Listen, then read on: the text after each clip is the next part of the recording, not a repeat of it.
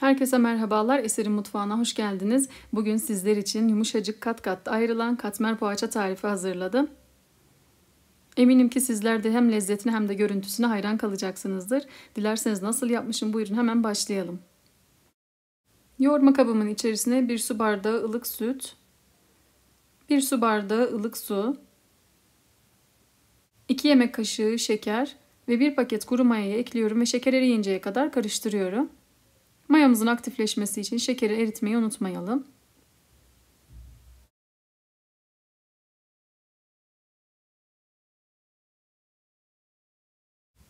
Daha sonra üzerine yarım su bardağı sıvı yağ ekliyorum.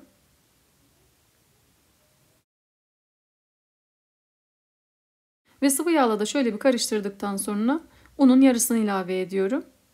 Ve üzerine 1 tatlı kaşığı tuz ekleyerek spatula ile karıştırmaya devam ediyorum. Bu arada kanalıma ilk defa gelen arkadaşlar kanalıma abone olup destek verirlerse sevinirim. Tariflerimi görmesini istediğiniz arkadaşlarınızla paylaşabilirsiniz. Unun kalan kısmını da ilave ediyorum. Ve spatula ile şöyle bir toparladıktan sonra artık spatulayı çıkarıp elle yoğurma işlemine geçiyorum.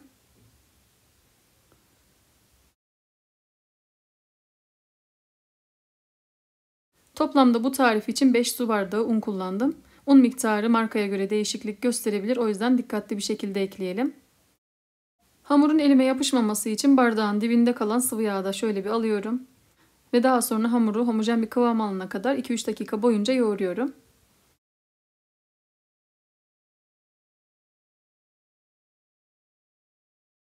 Gördüğünüz gibi hamurumuz tam istediğimiz gibi çok güzel bir dokuya sahip ve yumuşacık oldu. Hamuru borcamın içerisine aldıktan sonra üzerini kapatıyorum ve oda ısısında 40 dakika mayalanmaya bırakıyorum.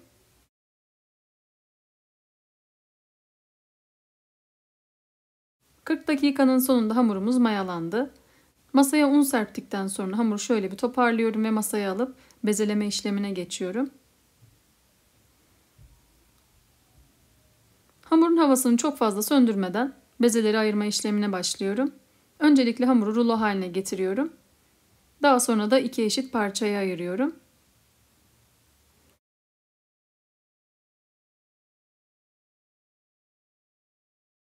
Her bir parçayı beze haline getiriyorum.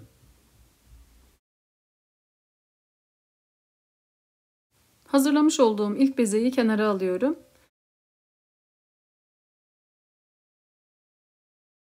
Ve ikinci bezeyi de aynı şekilde hazırladıktan sonra açma işlemine geçiyorum. Bu aşamalarda un miktarını az kullanıyorum. Altına ve üstüne çok az miktarda un serptikten sonra açmanın kolay olması için öncelikle parmak uçlarımla büyütüyorum. Daha sonra da merdane ile dikdörtgen olacak şekilde hamuru büyütüyorum.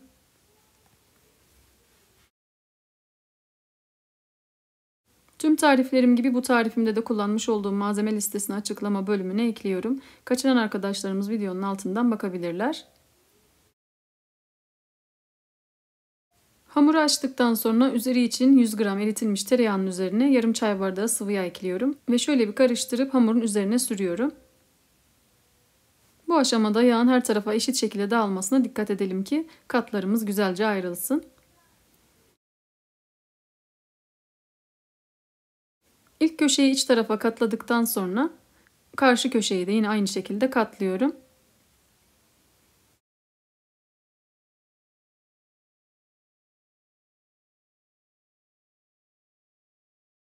Sağ ve sol kenarlarını da aynı şekilde içeri doğru katlıyorum. Ve ilk bezemi hazır hale getiriyorum. Hazırladıktan sonra hamurumu kenara alıyorum ve ikinci bezeyi de aynı şekilde hazırladım. Videoyu uzun tutmamak için o aşamayı size göstermiyorum.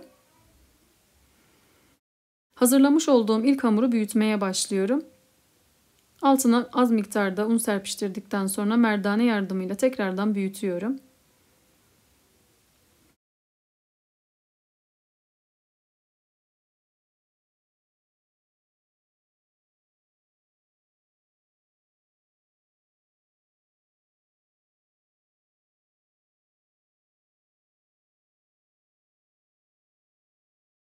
Ve üzerine hazırlamış olduğum yağ karışımımdan fırça yardımıyla sürüyorum.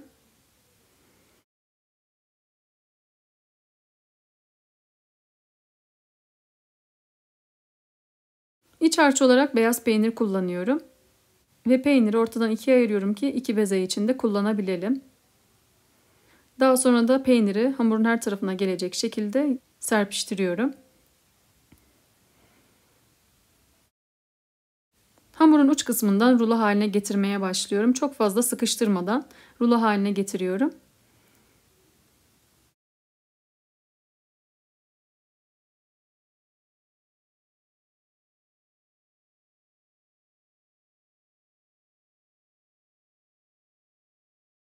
Daha sonra da uç kısımlarından ayrılmaması için yapıştırıyorum.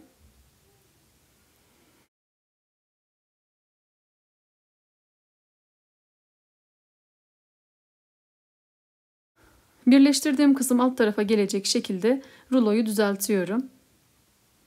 İki hamurumu da aynı şekilde hazırladım. Üçer parmak genişliğinde hamur kesici yardımıyla kesiyorum.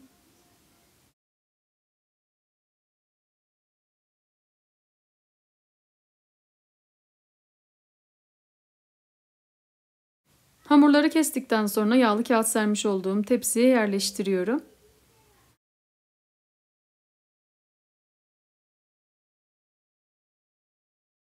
Daha sonra da üzerlerinden hafifçe bastırıyorum.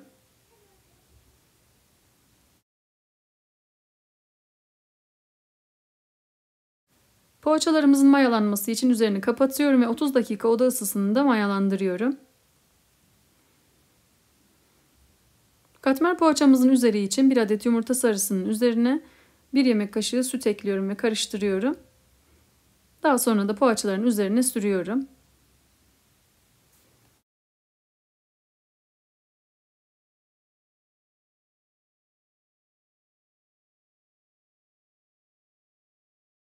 Poğaçanın üzeri için beyaz susam ve kavrulmuş susam kullanıyorum.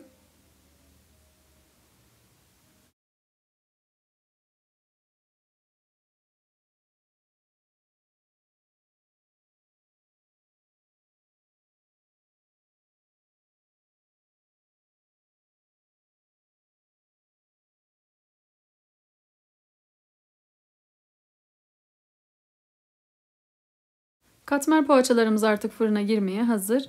180 derecede önceden ısıtılmış alt üst ayar fırında pişirmeye gönderiyorum. 35 dakikanın sonunda poğaçalarım fırından çıktı. Gördüğünüz gibi çok güzel şekilde altı da üstü de pembeleşti. Her fırın farklı olduğundan pişirme süresi değişiklik gösterebilir. O yüzden dikkatli şekilde pişirelim. Poğaçalarım ılıdı. Size şöyle yakından göstermek istiyorum. İnanılmaz lezzetli görünüyorlar.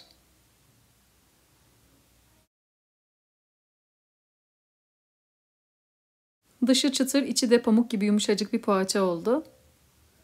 Gördüğünüz gibi içi de çok güzel şekilde pişti. Eminim ki sizler de denediğiniz zaman çok beğeneceksinizdir. Deneyecek olan arkadaşlar yorumlar kısmında düşüncelerini benimle paylaşabilirler. Deneyecek olan herkese şimdiden afiyet olsun. Bugünlükte bir tarifimin daha sonuna geldim.